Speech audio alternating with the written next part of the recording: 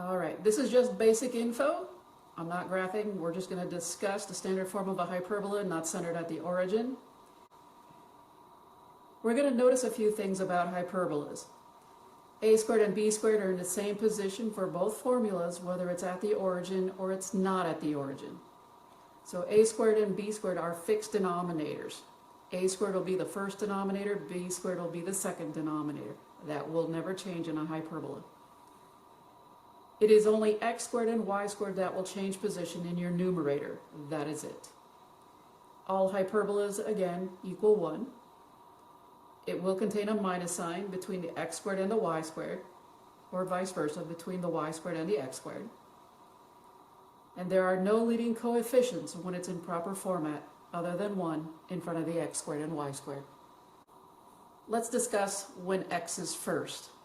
When x is first, here we go. We have x minus h squared over a squared minus y minus k squared over b squared equals 1. Notice what's happening now is we have an h and k. This is telling me that my center is no longer at 0, 0, but some other number. The x squared is first. Even though x is in parentheses, this is x without the h, this is x squared. So when x is first, this is telling us that it lies parallel to the x-axis. It's not on the x-axis unless h is 0. So what does that mean? It's going to open out, still again, horizontally or sideways. It's just that it's going to be parallel to the x-axis, like so. As you can see, my center has moved from 0, 0 to somewhere else. It could be in quadrant 4. It could be in quadrant 1, 2, or 3. It does not matter. From the center, we have A and C, and we have B.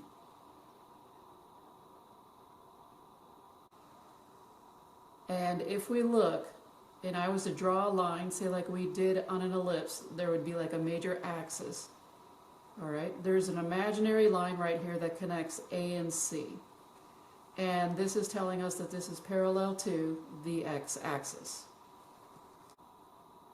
A and B will help form the box that will give us the asymptotes for our graph. The asymptotes are formed using this box. It goes from corner to corner. There will be a negative asymptote, and on the other one there will be a positive asymptote. This is positive because it's going up from left to right, hence a positive. And the reason why it's b over a is because we're going to go up b units and we're going to go right a unit. Positive, positive gives me a positive slope b over a. This is a negative slope, reading it from left to right. Because it's negative slope, we've got a negative for our b over a. And the reason why it's b over a is we can go down b units, that's your negative, going over positive a units. It is going to change a little bit because our center has moved, therefore our asymptote has moved.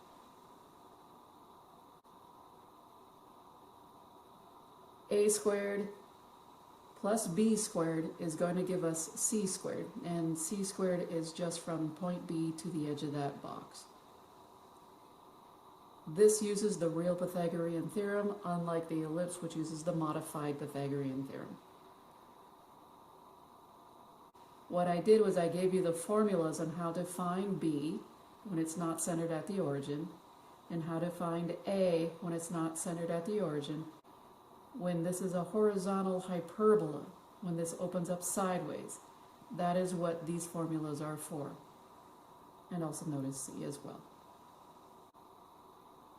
Again, our graph is going to be inside wherever A is. So if you put the point A here, the graph will touch A and will be inside these two asymptotes. Point C will be inside the curve that you formed. Let's go over this. A squared plus b squared equals c squared, again, is the formula that we're going to use, and you can use this to find A, B, or C. Most of the time it's for C. but there are problems in which you will need to find any one of those three.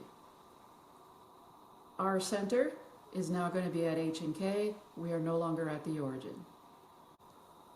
A will have the formula h plus or minus a comma k. The point A will be manipulated by the variable that was underneath. In this case, it was under x. The foci C will be at the point h plus or minus c comma k. Remembering that if A fell under x squared, C will follow suit. Wherever A is, C is going to be. So if A is a x value change, C will also be an x value change. B will have the formula h comma k plus or minus b. B will be at the point h comma k plus or minus b. That is B's formula. B squared fell underneath y minus k squared. Therefore, B and its formula is going to be manipulated by the y values. Now let's look when y is first. We have y minus k squared over a squared minus x minus h squared over b squared is equal to 1. Notice that y minus k squared is first. Basically, y squared is first. Since y is first, it lies parallel to the y-axis, and it will open out vertically. It's going to open up, and it's going to open down. Let's take a look at the graph. Notice our center is no longer at the origin. This center can be in any quadrant, and it can also be on any axis. Once we found the center, some of the other information we found, besides having it open up or open down, was that we could find A and B. And those came from our denominators. So by connecting the dots for A and B, by connecting these points, we are able to build this box. And from this box, we are able to find the asymptotes. The asymptotes will go through the diagonal, through the center. In this case, this asymptote will be negative because as you read a graph from left to right, it's going in the downward direction. This asymptote is going from one corner through the center, through the other, going in the upward fashion, and therefore this line will have a positive slope when we do this asymptote. From this box, we can get the Pythagorean theorem. A squared plus b squared will give us c squared. The A is the distance from the center to the point A. B is from the center to the point B. So b squared plus a squared gives you c squared. The asymptote contains our graph, the graph of the hyperbola. The hyperbola will always touch the A. This is the A point for this part of the graph.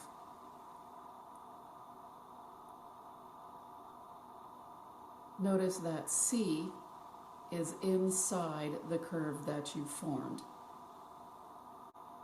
The graph that you formed will never touch and never cross the asymptote line that you drew, which is why the box is important to do first. You almost want to do the graph of your hyperbola last.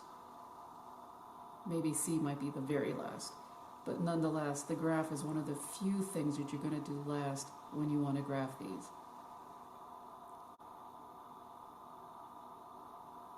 All of these formulas that you see on this paper have all changed from when it was centered at the origin because of the fact that your center moved. Once your center moves, all of your formulas will change.